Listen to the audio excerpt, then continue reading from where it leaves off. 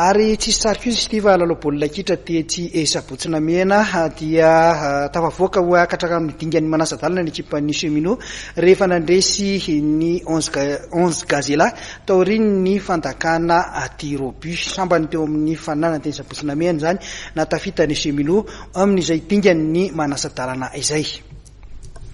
Fa amaranantsika tanteraka ny tontolon'ny baolina kitra raha iresaka fifidianana teo araka ny fantatra dia izy ny fivoriana indray rahampitso izay iarahany zareo avy amin'ny fédération malagasy ny baolina kitra sy zareo eo anivon'ny ministera ny tanora sy ny fanatanjahantena. Taranja basketball no entintsika manaraka dia raraka teo amin'ny ampahivadalana ny ekipa pirenena malagasy ho an'ny Afrobasket 3-3 izay tanterahana any Lomé Togo amin'izao fotoana izao tapitra eo zany dia ny malagasy tamin'izay fifaninanana izay.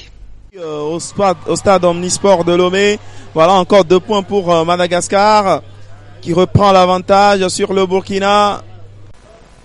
Ny farana teo amin'ny ampahivadalana ny dian'ny ekipa pirenena malagasy nandritra ny andian'ny faharoan'ny Afrobasket 3-3 natao tamin'ny Togo ny 9, ny 10 ary androany 12 Novambra. Resy ny RD Congo tamin'ny 19 teo amin'ny dingan'io tokoa mantsy ny ekipa pirenena lehilahy malagasy itolakandro io. Livio, Fabrice Arnold ary Rikia nefa no nitanany larana voalohany tao amin'ny vondrona Denisy azy raha larana faharoa tao amin'ny vondrona be kosa i RD Congo. Teo amin'ny lalao voalohan'ny fifanitsanana isam-bondrona dia ratsy fidirana amin'ny malagasy satria resy ny Burkina Faso tamin'ny 13-12. Abdul Fattah. Oui.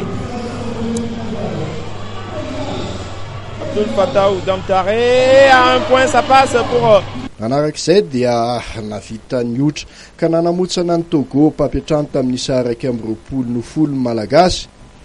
Tsy navita namerina ny zava-bitany tamin'ny taondasa arak'izany ny ekipa pirenena malagasy tamin'ity andian'ny faharoan'ny fiadinan'ny tompon-dakany Afrika amin'ny baskety lalaovin'olona telo ity.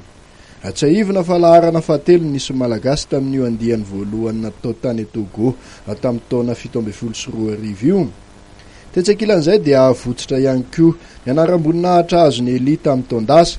Mariana fa ity mpilalao ity no voasitra meilleur 3-pointeur sy tafiditra tao anatin'ny ekipa voafantina afrikanina tamin'io andian'ny voalohany io. Iely izay nosoloana ny Livio tamin'ny fandehanana tany Togo no ny fiatrehan'ny fifanana ho zandary any Ambositra.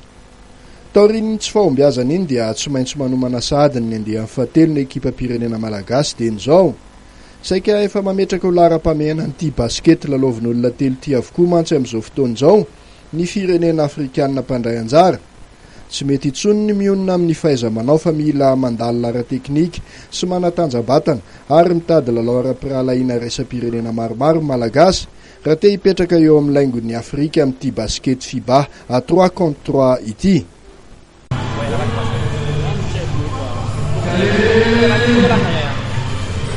Attention.